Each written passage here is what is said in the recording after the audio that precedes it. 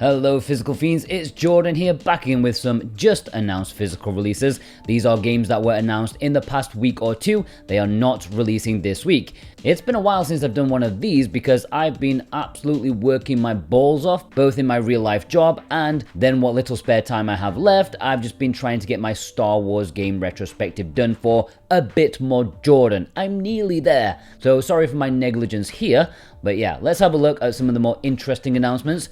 Trails Through Daybreak 2 is the one I'm most excited about in terms of retail releases coming to the West, and this is coming from someone who's still not played a single Trails game. But I will when I'm retired, so nice to see. I'm going to have plenty to occupy my time. This was announced literally the day after the first Daybreak game was released in the West. Talk about not playing around. They couldn't wait to tell people. This is releasing physically on Switch, PS4 and PS5 in spring next year. And if you want to pre-order it or any of the retail games in this episode, please consider using the links in the description. That massively helps me out. You can order from VGP with any of the links down below and it helps the channel. They're a nice company with free worldwide shipping if you purchase something over 80 Canadian dollars, about 60 American dollars. I really appreciate your support. Emio The Smiling Man is one I'm also excited about, although I'd be much more excited about it if the previous games were physical releases too. The first two games got an extravagant remake, and this is a brand new entry bringing in some horror vibes. Considering it's by Nintendo, it's only releasing on the Switch in late August, and it's releasing worldwide. I'm actually quite excited about it. Just come on Nintendo, give me a double physical pack of the first two games. Battlefield Waltz is an otome that's been out in Japan already, but it's finally getting a Western release thanks to, well, you know who.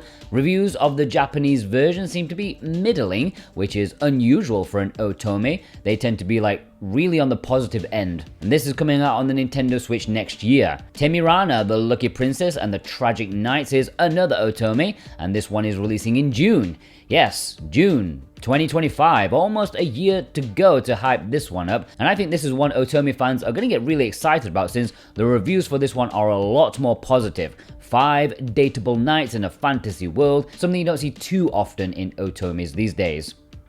Death End Request Code Z, or Z because I'm British, is probably a more excitable game for a general audience. While some may actually slide this into the VN pigeonhole, for me it's more of a JRPG. I've heard good things about this series, but I'm always a bit iffy when it comes to Idea Factory JRPGs, if you get the pun. They're just a bit too low budget for my taste, especially if they're not going for the, you know, the kind of vibe. But yeah, we'll see about this when it releases next year. Touhou Spell Carnival is releasing on Switch, PS5 and PS4 physically sometime this year. And this is an interesting mix of bullet hell and strategy RPG. Absolutely no idea how that's going to mix well, but that's never stopped Touhou developers from shoving every genre together, whether it fits or not.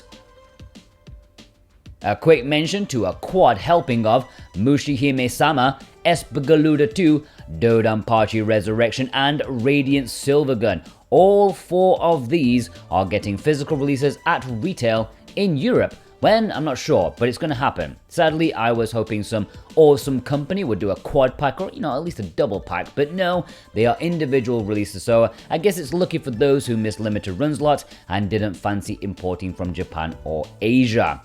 Schim, or Schim, whatever it's called, quick mention to this recently released in Japan physically, but before that there was an announcement of a Western physical release, so if you were on the fence, maybe you want to wait for this, but I highly doubt it will be as cheap as the very affordable Japanese version. Zero to Dance Hero is getting a physical release in the West. Again, this was very recently released in Asia with English, but for some reason they decided to announce this Western release after the Asian one. I don't know, learn to dance or something. Neptunia Riders versus Dogoos, I thought that said Drongos at first, which that would be more interesting for Australians, is getting a Western physical release sometime in 2025. I don't even know what to think of the Neptunia series, guys, especially when, you know, despite the game out being in Japan, the Western trailer doesn't even have gameplay in it. Like, you know it's going to be shite when in an action game they only show the character sprites in the trailer. I don't know. And yeah, this Western release is double the price of the Japanese release. Who knew English was so expensive? Ravenswatch is a top-down roguelike that's currently in early access on Steam, but it's highly rated, so I think many people will be really excited when this lands physically on PS5 and Switch sometime this year. Obviously, no one has an imagination these days, so there's been a lot of comparisons to Hades that I've seen, and it's from the developers of Curse of the Dead Gods, which I remember is another highly rated release. So yeah, look forward to this one if you're into it. Elypse is a 2D action platformer that's both hyperactive in its gameplay style and yet moody and dark with its art style. You're blitzing around the map like Celeste on cocaine. It's been published in North America by Red Art Games. Not sure why there is no European release. Perhaps that might be something to do with Pix and Love. Sometimes they have the Euro version, while Red Art Games have the North American one, but that's just speculation. There's no word on that yet. It's getting a Switch and PS5 release in March next year. Wow, we're talking about 2025 already, guys. Alright, let's jump into some import announcements. Links below down for these are for Play Asia, and if you click those links, you can get 5% off with the code Jordan24. Kemco RPG Selection Volume 8 is yet another Kemco quad pack with miniature JRPGs on one cartridge. There's almost certainly English on this, and it includes Monster Viator, Crystal Author, Armed Emeth, and Justice Chronicles. It's sporting a pumpkin orange color, perfect for the fact that it's releasing October 31st. There is a cheaper Japanese cover version, or there is a Southeast Asian version, which probably has an English cover. It is a bit more expensive though.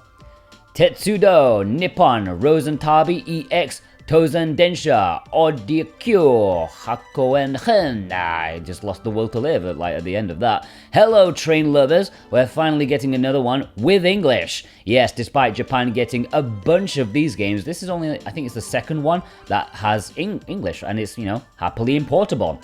I don't know what else there is to say about it aside from, choo-choo the hype train. See you in September. Shinjuku Soumei is a visual novel that's supposed to be not that great, a pretty serious story about life and death and crime and stuff, so something that would appeal to me. But reviews on it seem to indicate it, I shouldn't get too excited, but I'll probably give it a try since it's quite affordable and the visuals look good. There is a standard edition as well as a collector's edition coming in November on the Switch.